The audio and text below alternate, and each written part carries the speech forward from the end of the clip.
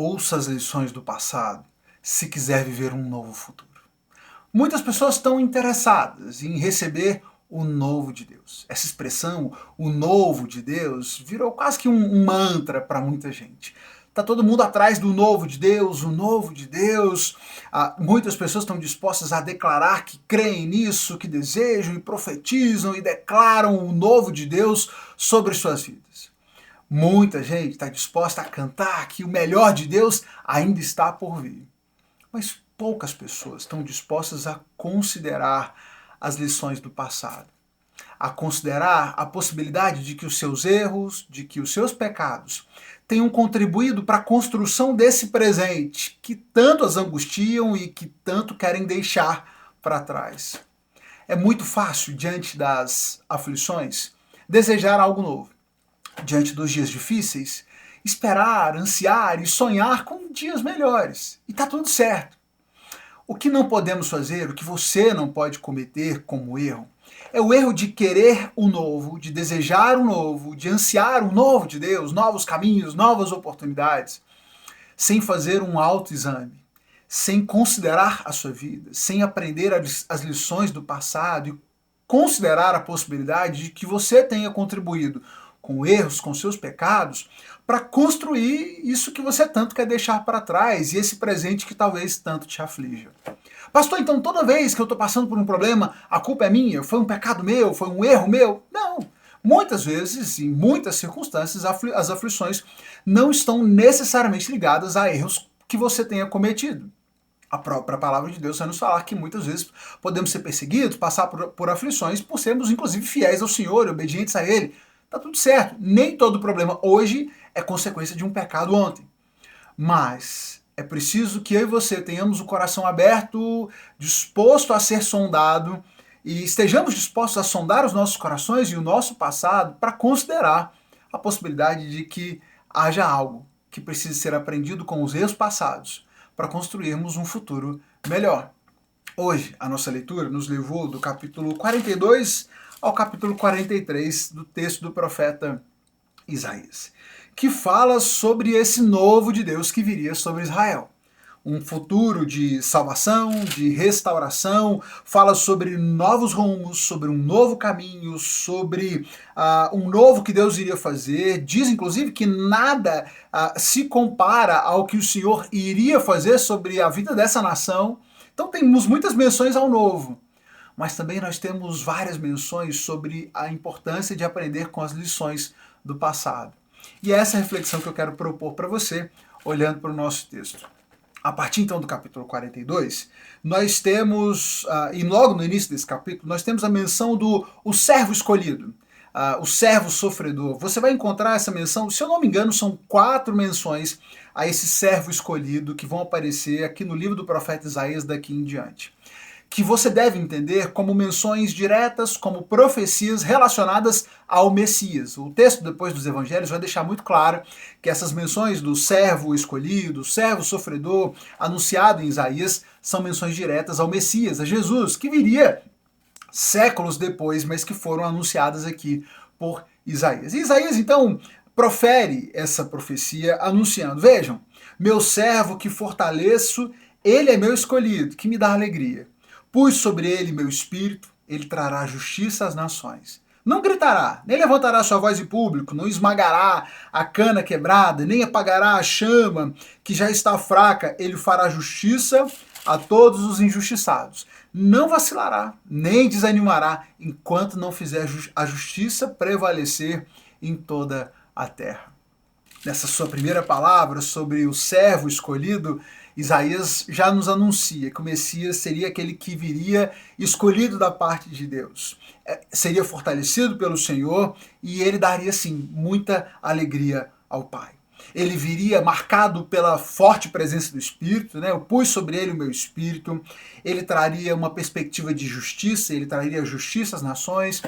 A palavra dele não seria agressiva, né? Ele vai dizer, ele não vai gritar, ele não vai levantar a voz, ele não vem para ganhar no grito, para ganhar na briga, ele não vai sair esmagando a cana quebrada, trazendo uma menção de que ele não viria para trazer ainda mais peso e fardo sobre aqueles que já estavam enfraquecidos, ele não viria para quebrar aquele que já estava prestes a quebrar. Muito pelo contrário, ele viria para apagar a chama. Aliás, ele também não viria para apagar a chama que está fraca. Então, aquele que estivesse enfraquecido, fragilizado, Jesus, o Messias, esse servo escolhido, não viria para apagá-los, para quebrá-los. Ele faria justamente o contrário. Ele viria para trazer justiça aos injustiçados. Ele não vacilaria, nem desanimaria, enquanto não fizesse justiça prevalecer em toda a terra. Ele seria dado a esse povo de Israel como um símbolo da aliança do Senhor com esse povo. Ele seria luz para guiar as nações. Ele abriria os olhos dos cegos, traria libertação aos cativos. Ele livraria os que estavam em calabouços escuros. E o Senhor anuncia, olha, tudo que eu profetizei antes se cumpriu. E agora eu estou anunciando a vocês novas profecias que também serão cumpridas. E a gente conhece o final dessa história e sabemos que sim, essa profecia se cumpriu. O Messias veio trazendo todas essas características anunciadas pelo profeta Isaías no seu texto. E o texto continua no capítulo 42 falando sobre esse novo caminho que seria então colocado diante dessa nação.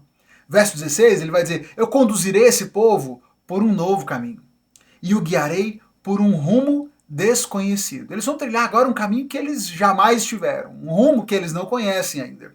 Transformarei em luz a escuridão diante dele. Tornarei planos os trechos acidentados. Sim, farei essas coisas, não o abandonarei. Mas os que confiam em ídolos e dizem, vocês são nossos deuses, sofrerão vergonhosa derrota. E aqui o Senhor começa a trazer, através dessa profecia, o alerta. Olha, eu vou trazer um caminho novo, vou colocar diante de vocês um rumo que vocês não conhecem ainda, vou guiar vocês por esse caminho novo. Mas vocês precisam ter aprendido as lições do passado. Vocês que tantas vezes se perderam na idolatria, se afastaram, se esqueceram de mim, se envolveram e confiaram em ídolos, precisam aprender, porque senão, se vocês continuarem confiando em ídolos, sofrerão vergonhosa derrota. E ele continua alertando para o fato de que Israel vê, ele ouve, ele nem ouve e nem vê. Ele tem olhos, mas ele não enxerga, ele tem ouvidos, mas ele não ouve. E ele diz no verso 20, vocês veem e reconhecem o que é certo, mas se recusam a fazê-lo. Ouvem com os ouvidos, mas não prestam atenção. No verso 23 ele vai dizer, quem ouvirá as lições do passado? E verá a ruína que os espera no futuro. Quem de vocês está disposto a ouvir as lições do passado, a aprender com os erros cometidos e perceber que isso vai dar em ruína lá na frente, se vocês não mudarem esse caminho? Quem foi que permitiu que Israel fosse roubado e ferido? Foi o Senhor, contra quem pecamos, pois seu povo não andou no seu caminho. Vocês foram consumidos pelo fogo, mas não aprenderam a lição. Então, Israel, eu tenho para vocês o Salvador. Estou enviando a vocês o resgatador, o meu servo, que vai guiá-los por um novo caminho, por algo que vocês nunca experimentaram. Mas vocês estão aprendendo? Vocês estão dispostos a aprender com as lições do passado? Quem de vocês está disposto a ouvir essas lições? No capítulo 43, ele segue anunciando a mensagem de salvação. Ó Israel, não tema, pois eu o resgatarei, você é meu, eu estarei ao seu lado. Quando você estiver atravessando rios, você não vai se afogar. Quando você estiver passando pelo fogo, você não se queimará. Não tema, porque eu estou com você, reunirei você e os seus descendentes, trarei de volta os meus filhos e filhas, porque eu os criei para minha glória. Ele fala sobre o fato de que traria de novo para aquela terra os que foram dispersos pelo exílio. O reino do norte foi levado para a Síria, o reino do sul foi levado para a Babilônia, e o Senhor vai trazer de volta os seus, os remanescentes retornarão. Você é minha testemunha, Israel, diz o Senhor. Foi escolhido para me conhecer, para me entender, para entender que somente eu sou Deus, que não há outro, que nunca houve e não haverá. Primeiro eu previ a sua salvação, então o salvei e proclamei isso ao mundo, e nenhum Deus estrangeiro jamais fez algo assim. Por sua causa, Israel, eu enviarei um exército contra a Babilônia, obrigarei os babilônios a fugir dos navios que tanto se orgulham, e o Senhor fez isso, trouxe libertação da Babilônia. No verso 18, ele fala mais uma vez sobre o novo. Esqueçam tudo isso, fazendo menção. Primeiro ele mencionou tudo que ele tinha feito, né, na saída do Egito. Olha, eu que sou o Criador e Rei de Israel, eu abri uma passagem para vocês no meio do mar, atraí o exército do Egito para que eu os destruísse ali no mar. Esqueça tudo isso.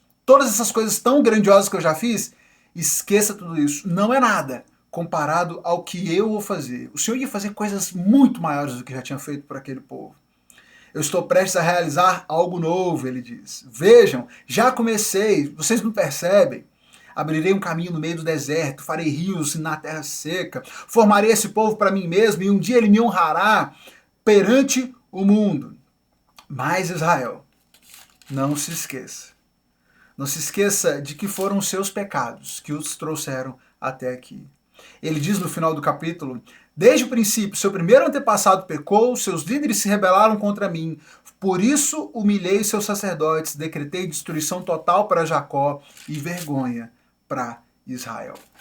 Israel tinha um futuro promissor pela frente. O novo de Deus. O melhor de Deus certamente ainda estava por vir. Mas isso não pode ser só um discurso barato, de esperança, de vitória, de promessa para você. O melhor de Deus, o caminho novo do Senhor, ele começa a ser trilhado quando eu reconheço os erros do passado, quando eu ouço as lições do passado, reconheço os meus pecados, me arrependo deles e me proponho a seguir e a trilhar o caminho do Senhor.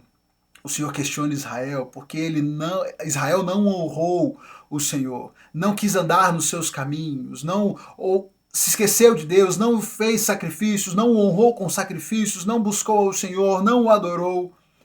Muito pelo contrário. Ao invés de segui-lo, em vez disso, me sobrecarregou com seus pecados e me cansou com as suas maldades. Tem muita gente querendo o novo de Deus, querendo receber esse melhor que está por vir, mas passa a vida toda sobrecarregando o Senhor com seus pecados e cansando Ele com as suas maldades. Isso é uma grande contradição e não dá para esperar o novo vivendo o velho. Por isso, que Deus hoje te dê sabedoria, discernimento, para olhar para o seu passado, para olhar para ontem e ver os erros que lá ficaram, o quanto eles contribuíram para que você chegasse aqui hoje como você está. Que você se arrependa desses pecados, que você se proponha com o Senhor e no Senhor a trilhar um caminho diferente. Que você peça perdão ao Senhor, que Ele te fortaleça, te dê capacidade para vencer essas tentações, esses pecados passados. E que sim, que você possa experimentar o novo de Deus. Que o melhor de Deus de fato ainda esteja por vir na sua vida, que Ele te guie por novos caminhos, por um rumo ainda desconhecido, das bênçãos, da salvação e da graça de Deus sobre sua vida. Mas que isso seja a partir dessa jornada de transformação, de arrependimento. E jornada essa que só o Senhor pode operar em nós. Por isso que Ele te conceda essa graça de reconhecer os pecados, que Ele te dê perdão e guie por esses novos caminhos que todos nós tanto desejamos a todo tempo. Deus abençoe você, a sua família, compartilhe essa lição, compartilhe essa reflexão com alguém que possa ser abençoado por ela, manda para um amigo, manda para um familiar, clica na setinha aí, encaminha para a turma e volta amanhã, volta porque todo dia nós temos mais uma reflexão, seguimos lendo o livro do profeta Isaías, a cada dia uma nova reflexão e eu espero você amanhã. Lembre-se, viva o novo, receba o novo, mas ouça as lições do passado. Deus te abençoe.